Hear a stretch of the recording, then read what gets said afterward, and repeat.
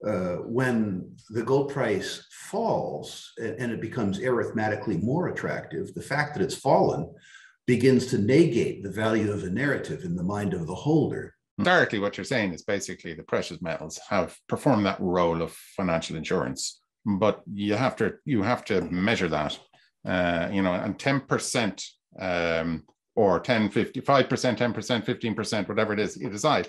It's not a case of going all in, because once you go all in, it's a speculative investment, and you may not have the appetite or the depth of wallet to be able to wear that, and you'll end up, as you say, losing the faith. Yeah, that's exactly right, David. I would encourage all of your investors and all of your listeners, in fact, to consult some of the historical charts. I use the Barron's Gold Mining Index myself, which is a 60-year compendium of gold equities indexes. And not because I'm a technical analyst, I'm not. It's a wonderful pictorial representation of the anatomy of bull markets and bear markets. It's a wonderful picture of the periodicity and also a wonderful picture of the volatility.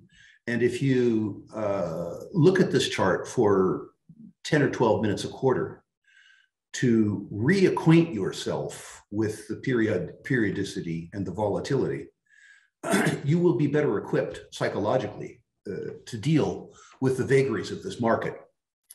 Similarly, if you understand why you own gold and you refresh your memory as to why you own gold periodically, not just because it goes up, but rather because of quantitative easing, debt and deficits, and negative real interest rates.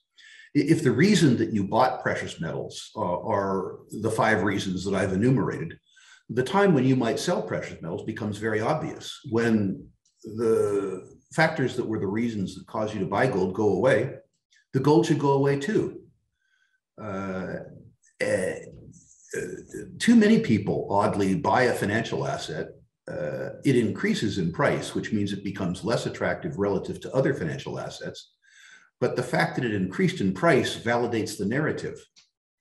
When the gold price falls and it becomes arithmetically more attractive, the fact that it's fallen begins to negate the value of a narrative in the mind of the holder.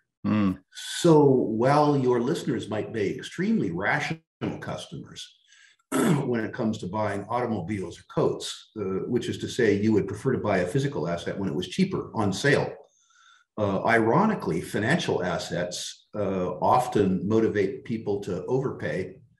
That is, when the price action in an asset class justifies the narrative, they will buy in a market which is becoming overpriced.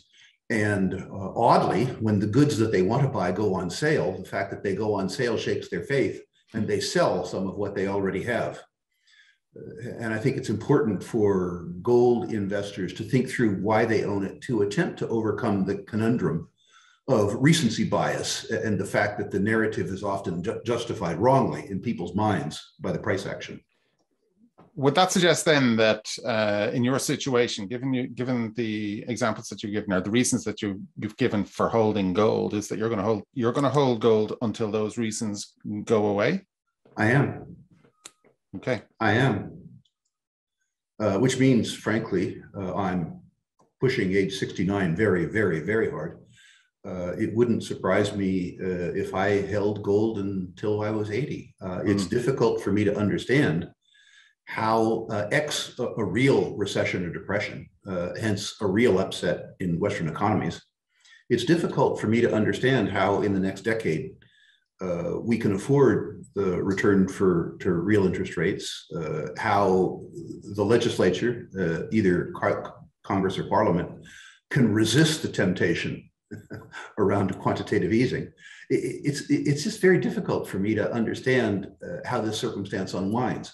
It isn't difficult for me to see a circumstance. Don't hear me saying this is a price forecast. Sure. It's not difficult for me seeing demand for precious metals over 5 years quadrupling or quintupling, which means I wouldn't be at all surprised to see $5,000 or $6,000 or $7,000 gold or $1,000 silver. That's not a price forecast. but I lived through the decade of the 70s. I lived through circumstance where retail establishments such as yours had block long lines in front of them, and a situation where gold and silver so far outpaced the circumstance in the economy is one that would find me a seller of gold, not a holder of gold. But we're a long way from there so far. And I'm not going to hold you on these price predictions, but you suggested 5, 6, 7, 8,000 gold and $1,000 silver. 100. You added a zero. Okay. The want of a bullion dealer. Fair enough. Let's just talk about silver for a moment, and distinguish it from gold in terms of the position in your portfolio or the position it should hold in a portfolio, and maybe talk to that for a second. I need to give you a disclaimer, because some of silver is around narrative and market psychology, and that's not what I am. I'm a credit analyst. There are great reporters who understand the value of the narrative in society. I'm not one. I require my wife's aid to get dressed. It's just not something I do well. But I'm an okay historian now that I've become older. Silver seems to move in the second half of a bull market. It would seem to me that the establishment of the validity of the narrative is led by the fear buyer, somebody who buys gold for the classical reasons to protect themselves. And in the first half of the two bull markets that I've lived through in my life, gold has driven and silver has lagged. When the momentum in the price in the second half of the market, or even in the third of the market, kicks in, then silver moves further and faster. The lower unit price of silver, as an example, gives the bottom half of the world's population, measured by economic clout, the ability to participate in the inflation narrative. A poor person in India who sees their rupiah depreciating by 20% a year and being rewarded with a 3% savings rate, it may be that the unit cost of gold at $60 or $70 a gram is too high for them to participate. And that great hunk of mankind can only participate in the narrative in something with a lower unit cost, which is to say silver.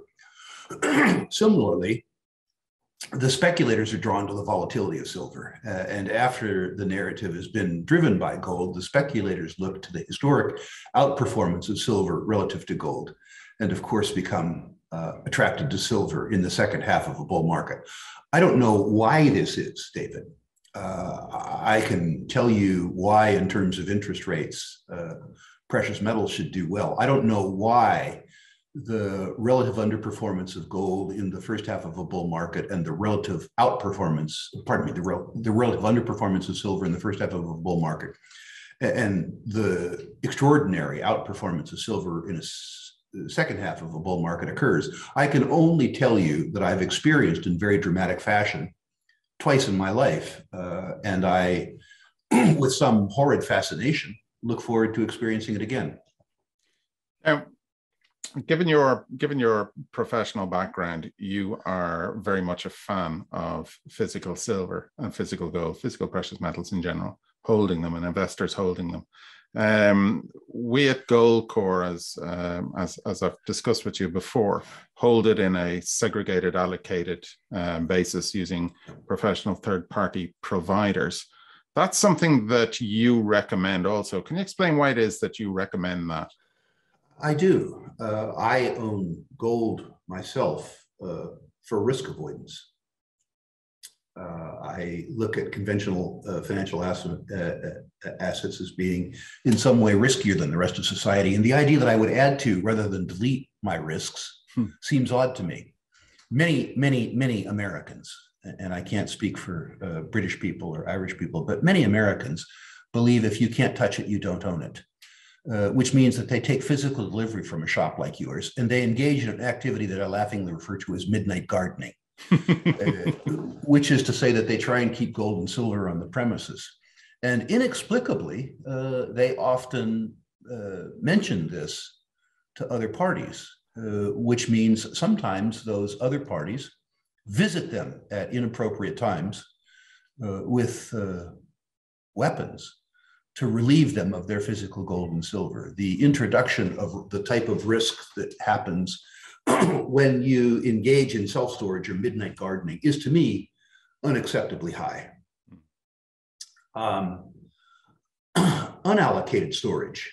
If the dealer that is selling the unallocated storage or providing the unallocated storage isn't public, is an unacceptable risk. Unallocated storage means you don't actually own the gold and silver. What you are is an unsecured creditor of the dealer or the storage facility. And if you can't see their balance sheet and their income statement on a quarterly basis to understand that they're a good credit risk, you can't afford to be an unsecured creditor where you don't know enough about the value of the other credits against the collateral that you have. Remember, in unallocated storage, you are a hypothecated creditor. You're an unsecured creditor. And being an unsecured creditor where you don't understand the credit quality of the risk is stupid. It's just plain stupid. So from my viewpoint, the way that you mitigate the risk around holding physical gold and silver is that you have the contract between yourself and the storage facility that's owned at the very least by a public company, so that you can quarter by quarter by quarter look at their balance sheet and look at their income statement. Because even in the case of allocated storage, if you own it in a facility that goes bankrupt, you can have an awful lot of difficulty sorting out your claims from the other claims and recovering your metal. There were circumstances in the United States in the second half of the 1970s where people who had allocated metal in facilities where the facility owner himself or herself went bankrupt, the ultimate owner of the allocated metal required 12 to 18 months to secure their metal from the bankruptcy court, which is unacceptable to me. Mm-hmm. I have also personally held bullion in safe deposit boxes in chartered banks, where I had some faith in the solvency of the chartered bank. Many people don't like that because they're afraid of bank holidays or, whatever that sort of thing is. I'm probably more tolerant of that risk. Mm-hmm. The only thing that I can say there parenthetically is understand that those safe deposit boxes are designed for wills and trusts and passports. The gold and silver are very heavy. And so if you are going to put gold and silver in a safe deposit box, get the lowest box on the stack. You don't want a circumstance, which I've seen before. You don't want a circumstance where the combined weight of various people's bullion holdings collapses the stack of safe deposit boxes. And it's difficult to ascertain whose gold and whose watches are where. It sounds funny, but there was a circumstance here in Vancouver, British Columbia, where I am right now, where there was an independent storage facility in the 1970s, safe deposit facility. And the consequence of the physical construction of the safe deposit boxes was such that enough weight of gold was entered into them. Remember that at that point in time, gold ownership was illegal in the United States, so Americans would come up to Canada and store it here. Anyway, it tore the stack of safe deposit boxes off the wall and collapsed them. And there was a tremendous mess on the floor of this dealer where everybody's, quote, secret assets were commingled. Wow. And well, it's funny to me. With sure no independent record of exactly whose was whose. Great. So it's important that people think about this. I did this partly to regale your audience, but partly to reinforce the fact that if you are into precious metals for risk mitigation, think through the whole process of risk mitigation and mitigate every risk that's controllable. Yes, I mean, that's exactly why we do it the way we do it. It is fully segregated, fully allocated, with third-party providers where none of the bullion ever sits on our balance sheet whatsoever. It's ultimately owned by the holder of that bullion, and with a look through into that facility so that they can verify it with all individual account numbers and holdings. And of course, at Loomis and Brinks, the facility operator is also public. So you get a sense of their solvency. And if they have a couple of bad quarters in a row, you can withdraw your metal. Their solvency becomes somebody else's problem, not yours.